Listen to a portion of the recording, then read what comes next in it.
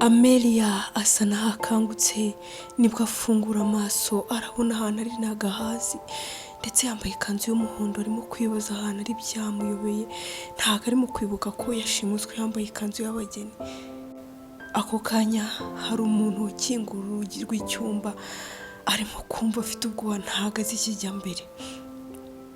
Hinjiye umusore ufite imisatsi iringaniye, amatuza, umusore muremure umeze neza umeze nk'uwateruye ibyuma. Amelia ariruhutsa ati Liam ni wowe? Aha hantu ndi ni hehe? Liam ati Amelia umeze neza urakangutse ninjye turi kumwe. Liam ahita yegera Amelia nuko akamwiyegamiza nuko agakomeza kumwitegereza ubona ko ashimishwe no kubona Amelia akangutse. Amelia ati Liam ntabwo ndimo kwizera ko ibi bintu ari ukuri. Ubuse ni wowe turi kumwe cyangwa ndi bukanguke nsange ndi kumwe na Michelle? None se ubukwe bwanjye na Michelle umusore nigeze nkunda bwagenze bute? Ndumva ntabyumva ntabwo ndi kubikurura. Liam ahita abwira Amelia ati reka nanuriya muteka mutwe ngo ni Michelle. Ariko Sheri buriya ntabwo nari kwemera ko ntwara umukobwa nakunze. Amelia ati Sheri naragukunze nawe urankunda ariko umuryango wanjye ntiwabyitaho. Ubu sindakira ko izo atari inzozi ndi gutekereza ko ndakanguka ngasanga ndi kumwe na Michelle. Liam ati aya tuza turi kumwe kandi ndarahiye nta muntu uzongera kugukoraho uri mu maboko yanjye. Ereka ntabwo nifuzaga kubaho ubabaye Amelia. Amelia areba mu maso ya Liam ati ubundi se nageze hano gute? Mbwira ntabwo ndi kubyumva. Liam ati Sheri uburyo wagezeho ni birebire ntabwo nakubeshya. Gusa namenye ibyo Michelle yashaka kugukorera byose. Nzi n'uburyo yagusuzuguye ku munsi wabanjirije ubukwe, nzi uburyo yagiye akaryamana n'abakobwa batagira ingano, byose nari mbizi. Sheri nari kwihanganira ibindi byose ariko ukubabaza wese aba ari umwanzi wanjye imbere yanjye. Amelia ati none se ni wowe wampamagaye ku nimero ntazi cyangwa n'undi? None se impanuka wari wambwiye yabaye byagenze bite? Amelia rekana n'ibyo tubireke ndabizi uzagenda usobanukirwa buri kimwe. Kubera umaze igihe uryamye rero ubu ugiye gukora douche ubundi uze twigire muri salo twirebere televiziyo sibyo Sheri? Amelia arasubiza ati yego. Amelia ahangaha yongera kwishima yongera gutuza kuko aba ari kumwe n'umuntu akunda yahombye akunda mu buzima bwe n'ubwo ababyeyi batabishakaga.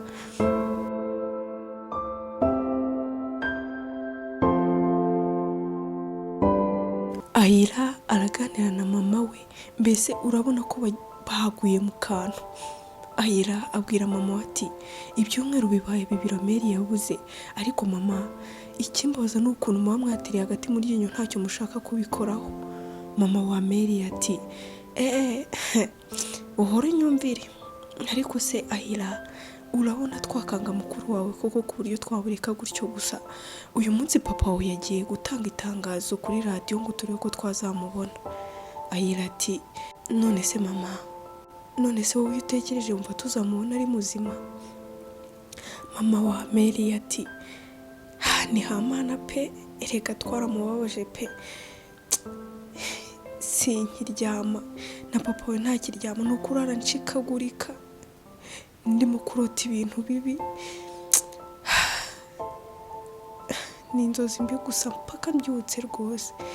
Uriya mwana yarambabaje pe uza mu mwana wanjye nkamusaba imbabazi pe byihura nibwo nakumva nduhutse. Ahira ahita abwira mama ati ndabona isaha y'amakuru igeze rero reka tujye kureba televiziyo turebe ukuntu papa itangazo yaritanze.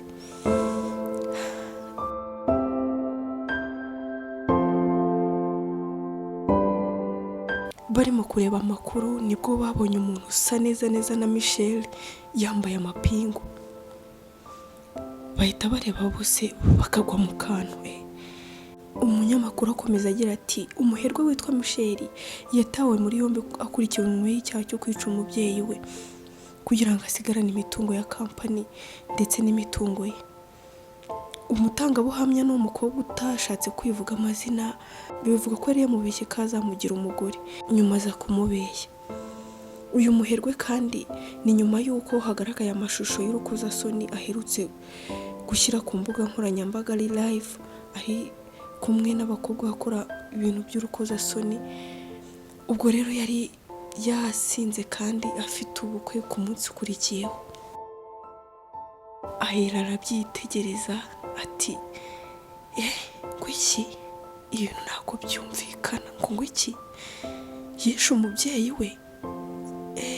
Mana yanjye we, Amelia nuko yari agowe.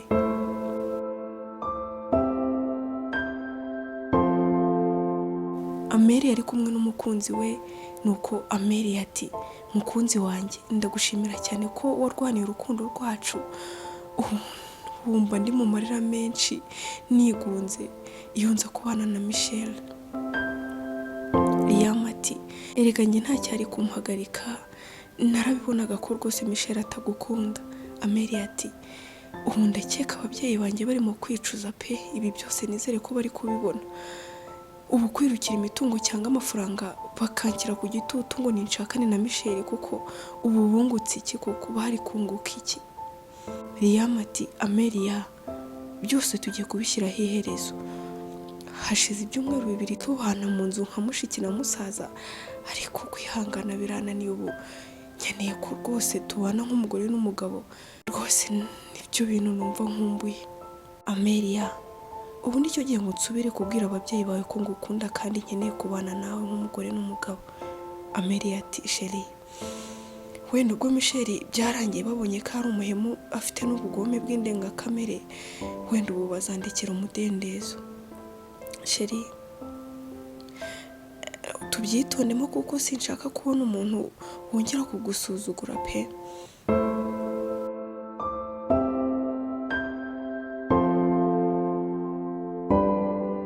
Liam ageze ku muhanda werekeza kwa Amelia iwabo mu rugo, nibwo yahuye na Ayla. Buri wese areba undi abona byatunguye cyane. Ayla aritegereza Liam, Liam aritegereza Ayla. Nuko Ayla ati ndatunguye cyane, usa ni wowe ndi kubona. Oh my god, ni wowe? Sinatekerezaga ko uyu muhanda ugana iwacu kiwibuka pe. Liam ati nabuzwa n'iki? Liam abaza Ayla ati ese Amelia ariyo ko umaze iminsi ntari inaha, ndumva mukumbuye cyane. Ayla ahita arira ati Liam umbabure natinze kubikubwira, ariko Amelia hashize ibyumweru 2 tumubuze. Nyuma y'uko aza kukwerekana mu rugo bakakwanga, bashatse kumushyingira umuherwe witwa Michel, nibwo yaje kuburirwa irengero ku munsi w'ubukwe bwe, birangira butabaye. Gusa natekerezaga ko yaba yarahunze akazi wawe, kuko nubwo mu rugo bari baramwangiye kuzakundana nawe, ariko igihe cyose yahoraga ari wowe watekereza. Gusa ndatunguwe, ntabwo ari mu rugo iwanyu. Mwana we, ubu noneho nta kindi cyizere nsigaranye. Liam ati ese ninde uri mu rugo niba Amelia adahari? Nubwo Liam yijishaga, yari azi neza ko ibi bintu byose ari kuvuga ari uko bivuga gusa, kuko Amelia yari yamusize iwe kandi niwe bari bamaranye icyo gihe cyose. Ayla yahise asubira imuhira na Liam, nuko basanga ababyeyi bicaye muri jaride. Mama wa Amelia agikubita amaso Liam, yahise apfukama hasi atangira kumusaba imbabazi ati mwana wanjye umbabarire cyane, ubwo wazaga hano ubushize uzanye na Amelia naragusuzuguye cyane, nkubwira ibigambo ntatinyuka gusubiramo, ndetse ngusohora na hano nabi, ariko nibwo namenye ko ari wowe wankundaga umwana wanjye. Urekane na kiriya kigome ngo ni Michel cyatumye n'umwana wanjye abura. Usenze ongera guhura n'umwana wanjye. iyaba Imana yangaruraga Amelia ni ukuri nari kumusaba imbabazi byibura nkamugumishanya n'uwo yakunze. Liam byamukoze ku mutima nuko ati mama ndakwinginze haguruka narakubabariye, ikindi kandi nk'undi mubyeyi wari we wese nta mubyeyi wakifuriza umwana we ikibi ubwo wagiraga impungenge ko yazabaho nabi. Papa wa Amelia ati nibyo rwose tubabarire twaragusuzuguye. Mama wa Amelia ahita ahobera Liam ati byibura ndumva mbohotse, nibazaga aho nzagukura ngo byibura ngusaba imbabazi pe, ubu ndumva mbohotse. Liam ati ese nta n'akanunu kaho Amelia ari?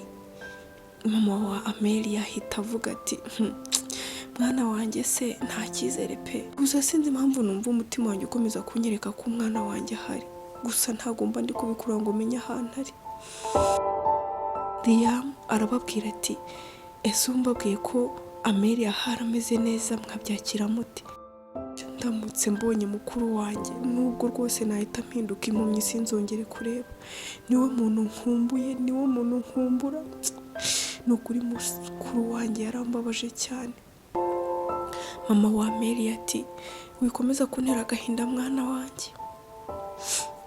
Ako kanya umuntu yahamagaye Liam nuko yegera hirya baravugana bamarana igihe bavugana, mbese utazi ibyo bari kuvugana byinshi cyane.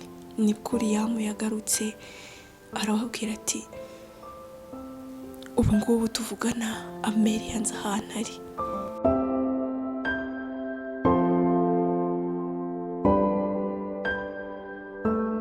Twongera kubona Amelia abana na Liam ndetse ubona bitegura kubona umwana mu minsi mike. Urabona ko Liam yita cyane kuri Amelia, mbese bari mu byishimo bafite urukundo.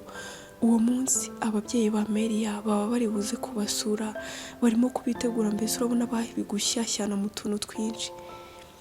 Amasaha yagiye aba menshi nuko abashyitsi barahagera ndetse barabakirana n'ubwuzu bwinshi cyane. Ubona ari ikirori gishyushye. Nibwo papa wa Amelia yashimiye Liam umukwe wabo uburyo rwose yagaragaje ubutwari akongera guhesha ishema umuryango wa Kanani ariwe papa wa Amelia. Amelia yongera gushimira umugabo we imbere y'ababyeyi be, avuga ukuntu yamubereye umurinzi nk'uko izina rye Liam ribisobanura.